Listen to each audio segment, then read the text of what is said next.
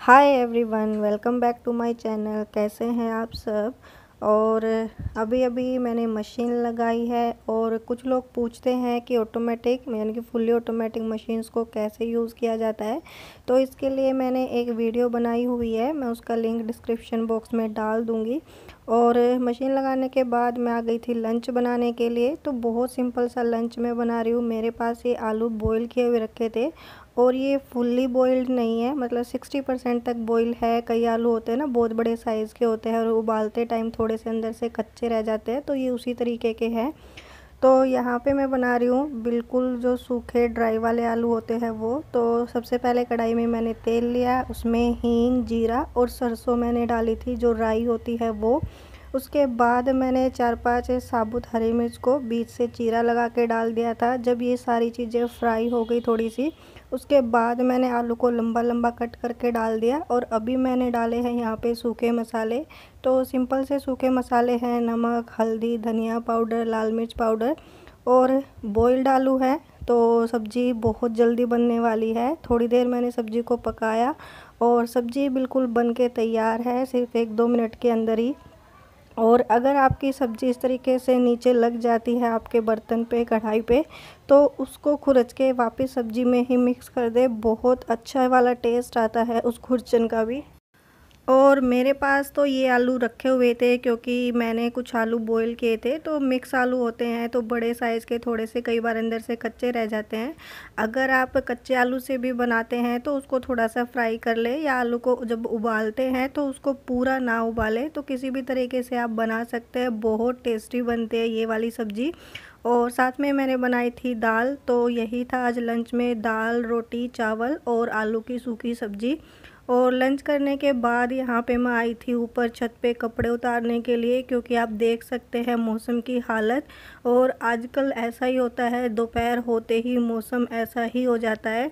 तो कपड़े मेरे धुल चुके थे, सुखा भी दिए थे मैंने। और थोड़ी देर बाद ही यहाँ पे मौसम बिगड़ चुका था, तो मैंने कपड़े उतार लिए। तो अब इनको मैं अंदर फैलाऊँगी। वैसे तो ऑलमोस्ट सूख ही चुके थे। और आजकल का मौसम ऐसा ही है, पल में धूप पल में छाया। और इसी को कहते हैं कि भगवान की माया को कोई भी नहीं समझ सकता। Hi everyone, welcome back to my channel. कैसे हैं आप सब। और शाम के बज चुके हैं 4:15 और अभी अभी मैं सो के उठी हूँ थोड़ी देर पहले। और हितेश भी इधर लेटा हुआ है, फ़ोन में गेम खेल रहा है, थोड़ा बहुत उसने होमवर्क किया है। और खाना खा के, मतलब थोड़ा बहुत लंच मैंने किया था, दाल चावल मैंने बनाए थे जो। और मैं सो गई थी और अभी उठी हूँ, लगभग 1 घंटे का आसपास हो गया, मतलब 1 घंटा सोई हूँ मैं।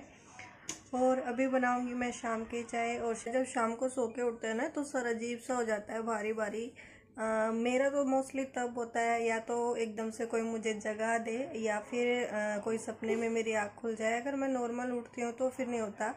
तो आज थोड़ा सर भारी भारी हो गया है, एकदम से मेरी आँख खुली। और हितेश मुझे बोल रहा था अभी कि जब आप सो रहे थे ना तो मुझे अच्छे लग रहे थे और मैं आपके पास लेटने के लिए आया, लेकिन पापा ने मुझे बोला कि नहीं, रूम में मत जाओ, तुम उठा दोगे। और मैं आपके पास सोने के लिए आ रहा था, मतलब मुझे भी सोना था, लेकिन पापा ने मुझे आने ही नहीं दिया, है ना।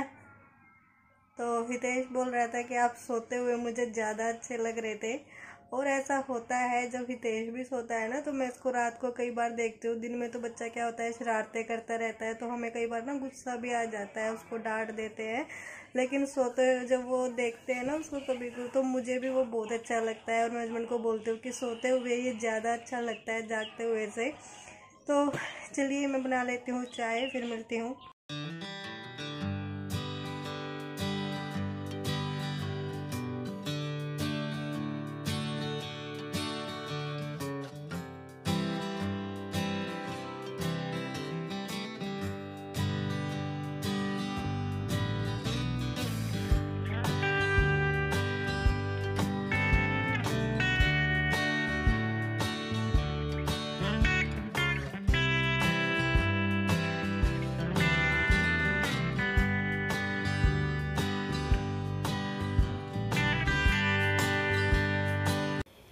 तो चाय मैंने चढ़ा दी है, थोड़े बहुत बर्तन थे सिंक में, तो मैंने सोचा जब तक चाय बॉईल हो रही है मैं अपना ये काम भी निपटा लेती हूँ। और हम लोगों के साथ ऐसा ही होता है, हम किचन में आते एक काम के लिए हैं, लेकिन बाकी काम हम लोगों के लिए तैयार रहते हैं कि आइए हमें भी निपटा दीजिए। तो हम लोगों के साथ ऐसा ही होता है।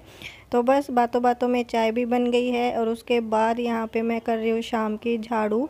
और ये एक बास्केट है जो मैंने बेड पे रखी हुई है और इसमें हम रखते हैं छोटे मोटे अपने सामान, लाइक ईयरफोन हो गया या टीवी के रिमोट्स हो गए। वैसे टीवी के हमारे दोनों ही रिमोट अभी ख़राब हो चुके हैं फ़िलहाल। या हितेश का जो डेली वो यूज़ करता है पेंसिल, इरेजर, शार्पनर, तो एक एक दो दो पेयर वो रखा रहता है। और हितेश की क्या आदत है, जब भी वो पेंसिल को इरेज करेगा उसका जो कचरा निकलता है वो इसी बास्केट में डाल देता है। तो हर दूसरे तीसरे दिन मुझे इसको साफ़ करना पड़ता है। तो बच्चों का ऐसा ही होता है। और इसी चीज़ के सलूशन के लिए मैंने उसको ला के दिया था एक छोटा सा डस्टबिन, लेकिन उसका यूज़ वो अपनी मर्ज़ी से किसी दूसरे काम के लिए करता है। तो मेरा काम फिर से वहीं का वहीं रह गया। और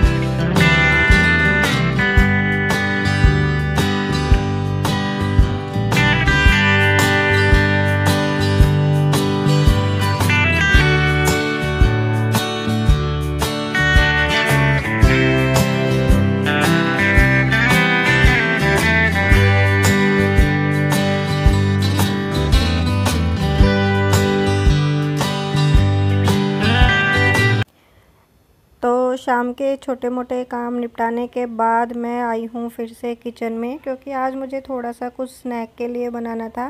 क्योंकि लॉकडाउन है, बाहर से उतनी चीज़ें नहीं लेके आ सकते और कुछ चीज़ें तो है जो मिलती भी नहीं है। जैसे हितेश को जो मटर आती हैं, मतलब जो नमक पारे आप बोल सकते हैं, वो बहुत ज़्यादा पसंद होते हैं। तो आजकल तो वो कहीं मिलते भी नहीं हैं।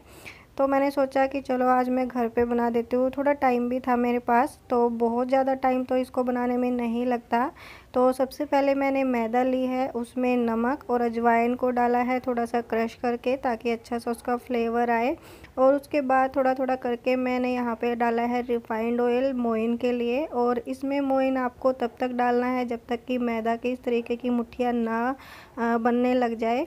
और अगर हिसाब से देखा जाए तो जितने आप मैदा लेते हैं उसका 25 से 30% के लगभग, मतलब 25% 30% के अराउंड मोइन जाता है। तो बस मोइन को अच्छे से मैंने सारी मैदा में आटे में मिला लिया है। उसके बाद इसका एक बहुत ही सख्त सा डो मैं तैयार करूँगी।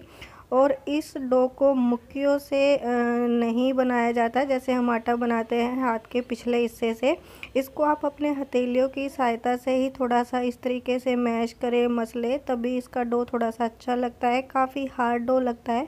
तो बस 5-10 मिनट के लिए मैं इसको रेस्ट करने के लिए रख दूँगी। और कढ़ाई में मैंने तेल भी चढ़ा दिया है सिम गैस करके, ताकि धीरे धीरे वो भी गर्म होता रहे।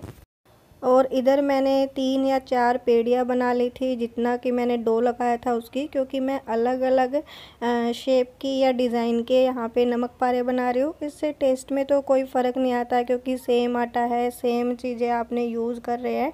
बस थोड़ा सा देखने में अच्छा लगता है अलग अलग डिफरेंट डिज़ाइन की जब आप यूज़ करते हैं। तो पहली जो लोई थी, पेड़ा था, उसका मैंने इस तरीके से एक गोल रोटी बना ली है। जितना पतला हो सकता है उतना आप कर सकते हैं। और आटा थोड़ा सा हार्ड होता है तो इसके किनारे इक्वल शेप के नहीं बनते, तो किनारों को मैं थोड़ा सा इक्वल कर लूँगी ताकि जो मेरे नमक पारे हैं उनकी शेप अच्छी आए। और बस जिस शेप के मुझे बनाने हैं वैसे मैं कट कर लूँगी। तो अभी जो पहला बैच मैं बना रही हूँ वो बना रही हूँ बिल्कुल छोटे छोटे नमक पारे का।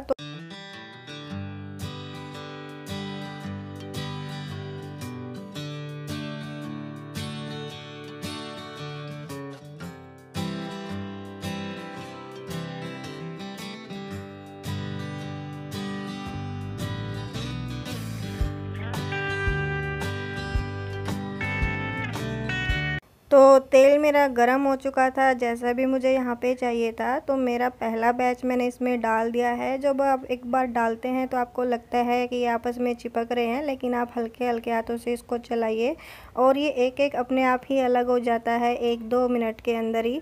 और गैस आपको कैसी रखनी है, बिल्कुल मीडियम लो। और जो आपका ऑयल का टेम्परेचर है वो भी आपको मीडियम ही रखना है, मतलब बहुत ज़्यादा उसको आपको तेज़ नहीं करना, अदरवाइज़ जो मैदा है, जो नमक पारे हैं वो अंदर से कच्चे रह जाएंगे। तो मेरा पहला बैच बन रहा है, तो उसके बाद मैंने यहाँ पे दूसरे जो डिज़ाइन के हैं या दूसरी जो शेप के नमक पारे हैं वो भी तैयार कर लिए हैं। और इनको भी मैं उसी तरीके से उसी टेम्परेचर पे ऐसे ही फ्राई कर लूँगी। तो बहुत ज़्यादा अच्छे लगते हैं चाय वगैरह के साथ, जब आप इस तरीके के स्नैक्स वगैरह लेते हैं। और जब वो स्नैक्स घर पे बने हो तो उनका टेस्ट और उनकी जो हाइजीन है वो दोनों ही बढ़ जाती है और अच्छे भी होते हैं। बाहर से आप ख़रीदते हैं उसकी बजाय घर में बनी हुई चीज़ें ज़्यादा हेल्दी भी होती हैं और टेस्टी भी होती हैं। तो मेरे 2 बैच बन चुके हैं। उसके बाद जो तीसरे वाला डिज़ाइन है या शेप है वो थोड़ी सी डिफरेंट है इन दोनों से। इसके लिए मैंने यहाँ पे एक बड़ी सी रोटी बनाई है, उसको किसी भी कटोरी या किसी की हेल्प से, कटर की हेल्प से आप कट कर ले। तो इस तरीके के गोल गोल आपके पास पीसेस निकलेंगे। जितनी बड़ी रोटी आपके पास आप बना सकते हो तो आप बना सकते हैं। उसके बाद इस रोटी को मैंने और भी पतला कर लिया है, क्योंकि इसको मैं फ़ोल्ड करने वाली हूँ तो थोड़ा सा आपको ज़्यादा पतला करना है इसको। तो ये मैंने दी है इसको ट्रायंगल की शेप, आप देख सकते हैं। और इसको मैंने एक फोक की सहायता से थोड़ा सा प्रिक कर दिया है ताकि ये तेल में जाके फूले ना। तो इसको आप ट्रायंगल शेप भी बोल सकते हैं, आप समोसे की शेप भी बोल सकते हैं। और ये भी खाने में उतने ही खस्ता और अच्छे थे जितने कि बाकी वो। तो बस इनको भी मैं उसी तरीके से फ्राई कर लूँगी जैसे कि मैंने बाकी बैचेस फ्राई किए हैं।